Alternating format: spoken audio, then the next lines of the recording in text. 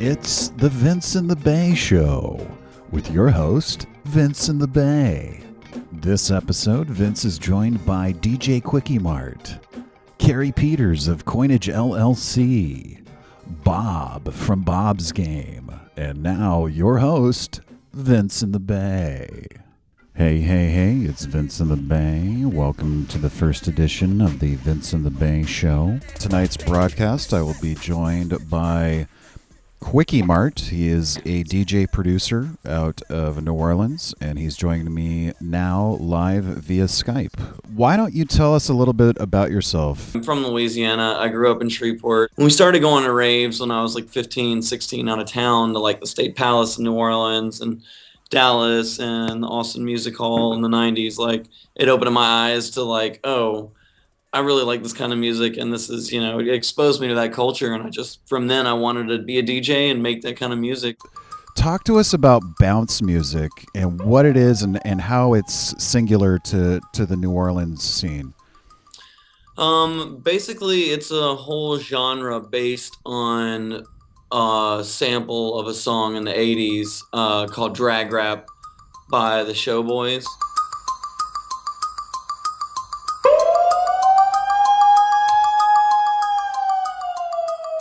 It's just been resampled, and bounce music is like pretty old genre. Shake that body like a soul shaker. Shake that body like a soul shaker. Shake that body like a soul shaker. Put a hump in your back and lift your rump. Put a hump in your back and lift your rump. Put a hump in your back and lift your rump. Put a hump in your back and lift your rump. Oh, and it just now with the sissy bounce stuff got, you know, big with Big Frida and all that stuff.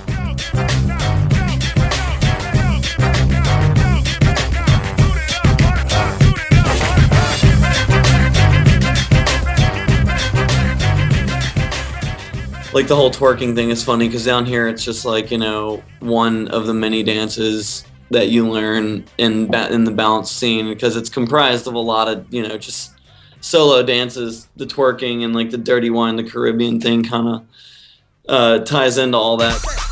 Wait, now has it always been called twerking? Is that a new term? No, I believe DJ Jubilee coined the term. Shake, shake, shake, baby, shake, baby, shake, shake, shake. Twerk, baby, twerk, baby, twerk, twerk, twerk, baby, twerk, baby, twerk, twerk, twerk. Stop, shaking it, watch it twerking. Pause, diggity, fine, stand up tall, yeah.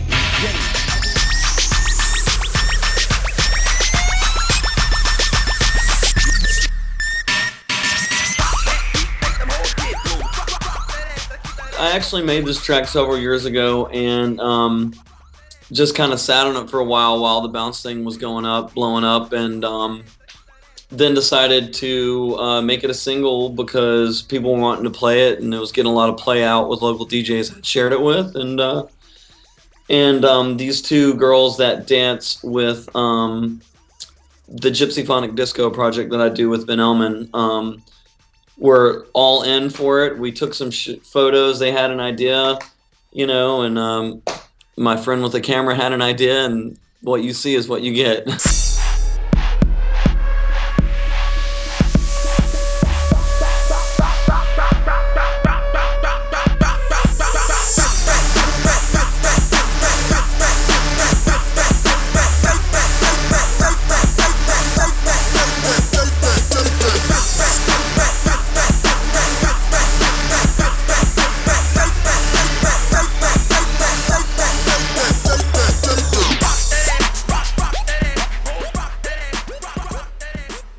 A little vinyl of it. Oh, nice. It's like mini vinyl. Is that a 45 or? It's a 45 7-inch. That's awesome. And you can get them on my website and stuff.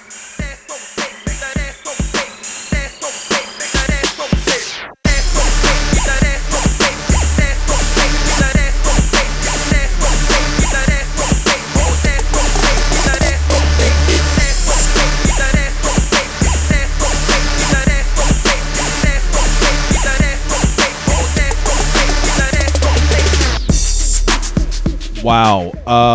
So, dude, are those girls available? Is there any way you are they on Twitter? How do I stalk these women? I'm trying to get them to do their social media, but they're kind of elusive when it comes to that. So they're part of the Gypsy Phonic Disco project that I do with Ben Elman. Gypsy Phonic Disco. I met Ben through a DJ associate in probably 2003 or 2004, and through the years we just became friends.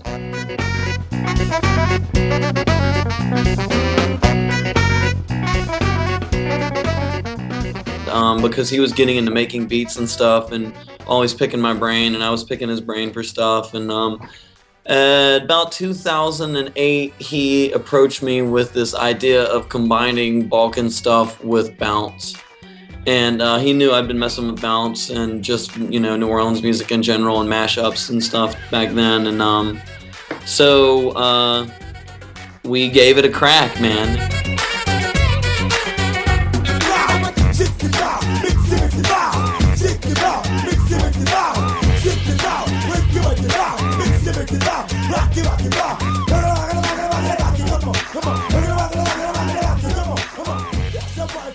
I can't really take credit for the idea. That was Ben's idea, but he just, I guess he wanted to make it really pop for DJ stuff, and I was honored enough to for him to ask me, and now we've got the girls and the costumes, and it's just been kind of a fun project for both of us.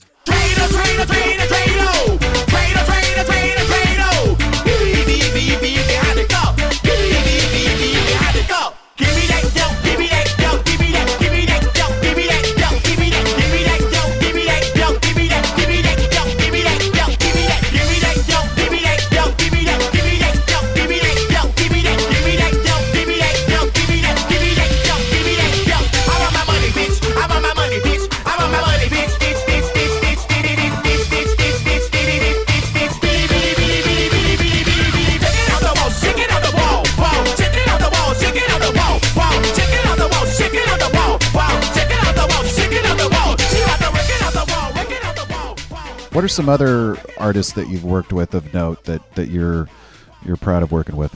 A lot of rappers, namely Freddie Gibbs, who has a record that just came out, Freddie Gibbs and Madlib.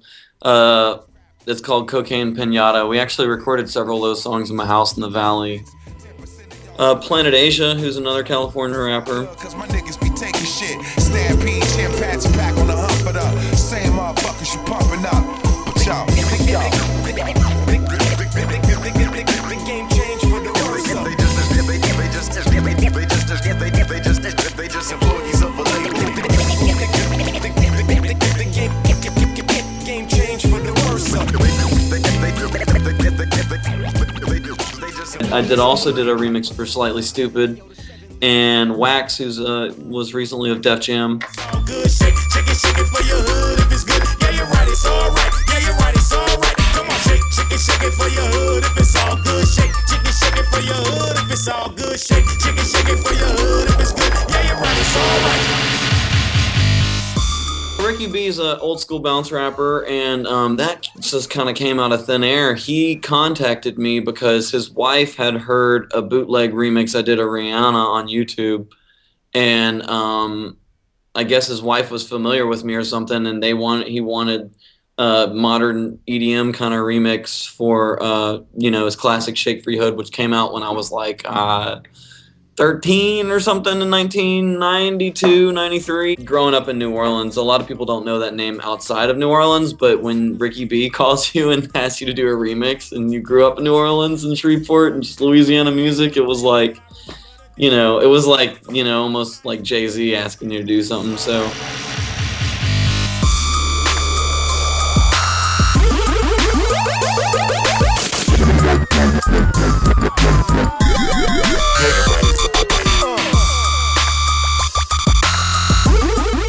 So what's on the horizon for you right now? What can we look to come from you next, or what kind of projects are you working on?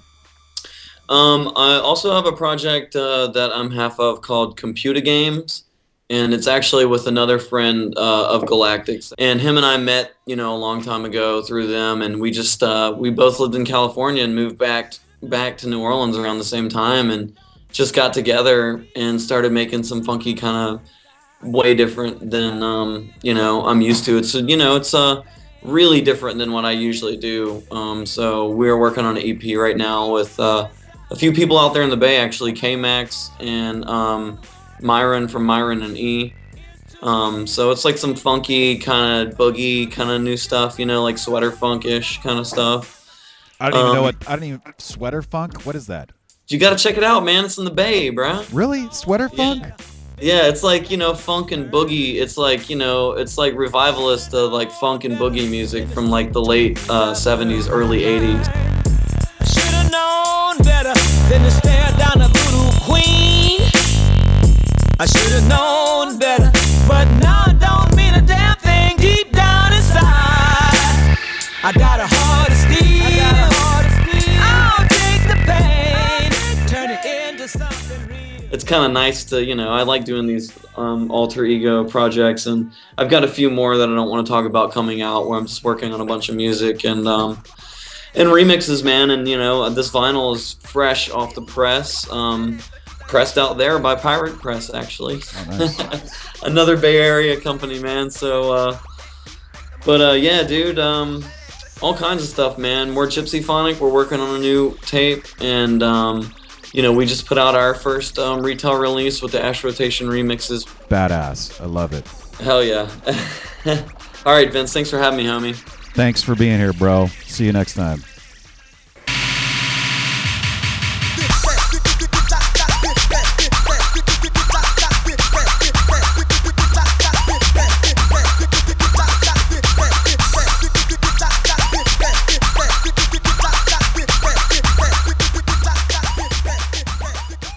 For more information, visit djquickiemart.com. You're tuned to the Vince in the Bay Show. Follow Vince on Twitter. Twitter.com/VinceInTheBay.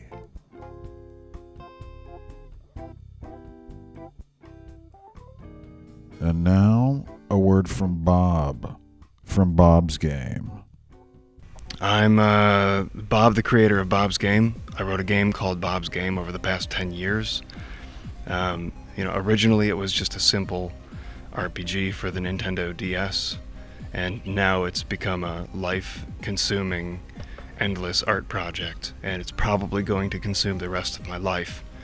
By now, the actual conclusion of the project is meaningless to me, and it's just become kind of a self-fulfillment, self-actualization kind of project. So I'm doing a Kickstarter trying to get $10,000 so that I can buy a cargo van from Craigslist and modify it with solar panels on top, put in a workstation, and continue just working indefinitely on that art project, if there's enough demand for it. If there's not, then I'm going to have to get a job, I think, or I might just go to a Buddhist monastery. Well, anyway, so on my website, what I ended up doing is, as part of the Bob's Game art project and as part of the video game itself, is I ended up writing a New Testament. It's called the New Testament, which is actually a new book of the Bible, just as the Mormon guy did it, the Latter-day Saints guy did it, some Methodist guy did it. So it's been done before, and that's what I'm doing in video game form. The New Testament, like New Super Mario Brothers, but for the Bible. For more information on Bob's Game, visit bobsgame.com. This is Goofy Bone from 186 Point Deuce, and you're tuning in to the Vince in the Bay Show.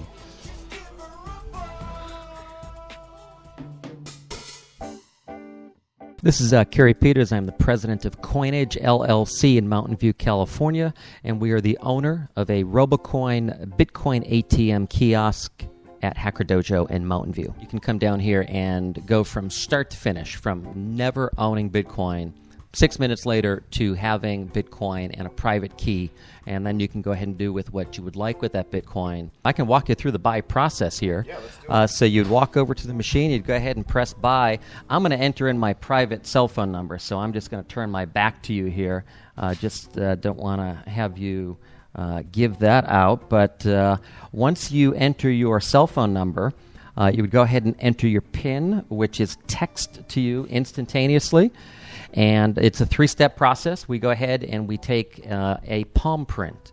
So we take your hand, you put it in here, it scans your palm, and within a couple of times, it takes that palm print, it takes your driver's license, and it creates, if you will, biometrically, with a picture right here, the picture, the driver's license, and the palm scan. And we want to make sure that we're adhering to federal laws, anti-money laundering laws, know your customer laws. You can create the account and then go ahead, take out a dollar bill, insert a dollar bill. I'm going to go ahead and put my wallet down here and grab a dollar. And within a second or so, we're going to generate a wallet. This wallet has your private key on it. When you have a private key, you don't want to give away that private key. With Bitcoin, you have what's called a public key and a private key. Just like you want to give me your bank account number. Private is private, public is public. Public, you can go ahead and send me an email and send me Bitcoin to my public key. So I just put in a dollar, and I'm going to go ahead and press finish, and that easy, start to finish, in about 20 seconds, I just bought Bitcoin. So, what would you say to somebody that maybe has a problem with doing like a hand scan or putting in sensitive information? Because it seems like some of the allure around Bitcoin and just cryptocurrencies in general is the fact that there's anonymity involved. What's your take on that? Yeah, it's a great question. I mean, what I do with the Bitcoin afterwards is completely anonymous. It's just algorithms. What I buy, it's not tracked at all. But there is a kind of a meetup at some point. Technology, Bitcoin, anonymity. You need to bridge that gap, if you will. You've got to cross that chasm, and regulation is unfortunately where we're at. The federal government, we want to make sure that people are not terrorists. We want to make sure that individuals are walking up to this kiosk. We're taking their picture. We're scanning their IDs. We're taking their palm print. We're running it against 15 to 18 different databases. We want to make sure that they're not on a terrorist watch list or that they're doing money laundering. So just like you would a bank, we want to make sure that we know our customers. And an individual can come up here. The first time, that data is stored with RoboCoin at their servers. Nothing is stored here at the kiosk. I mean, Hacker Dojo is just a perfect place to have the machine here in their public lobby.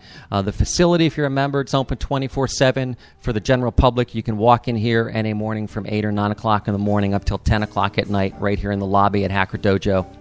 I think it's important for people to understand where we are with Bitcoin right now. Bitcoin kind of went through that first chapter. That chapter's closed. All of the past issues, it's important for people to understand that Bitcoin is on the second chapter now. That chapter is talking about trust. It's building up the ability for an individual to come here, buy or sell Bitcoin in a matter of minutes, and go ahead and use it as they choose to use it. RoboCoin kiosks are available worldwide. Coinage LLC operates the kiosk at Hacker Dojo in Mountain View, California, which is available to the public 8 a.m. to 10 p.m. 7 days a week. For more information, visit robocoinkiosk.com or hackerdojo.com.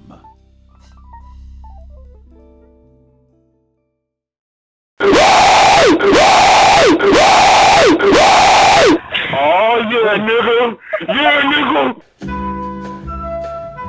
It's time for Ask Vince. These questions are taken from those submitted anonymously through ask.fm/VITB for life. What are the things you want to avoid in a relationship? Whenever I'm in a relationship, which I am not now currently in one, ladies, I I like to avoid everything except the sex and cuddling parts. Yeah. The lovemaking and the cuddling afterwards, the postcoital amenities are what I appreciate the most. How often do you smile? On average, I smile once a month. What's the greatest invention of all time? Pornography. Do you make decisions spontaneously or chart out a plan first?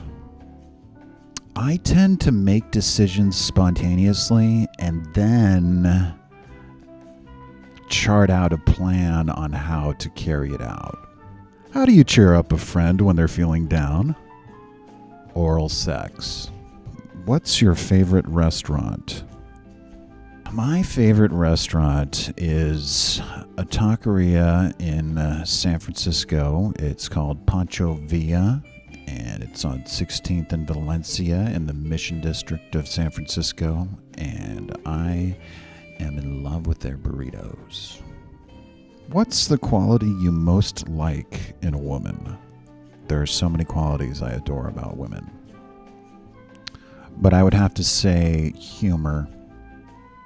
Also boobs. Boobs are huge, especially huge boobs.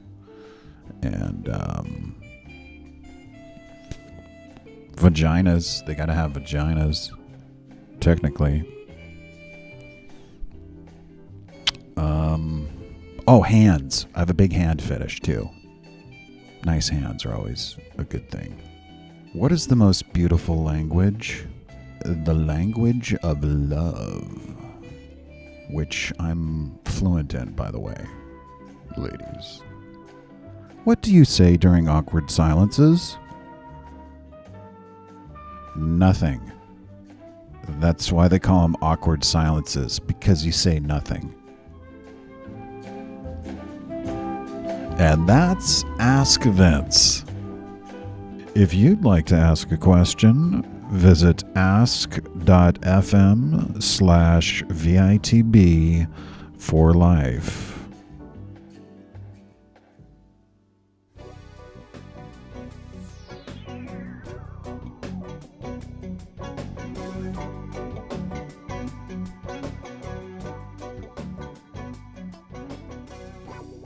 And that concludes this episode of the Vince and the Bay Show.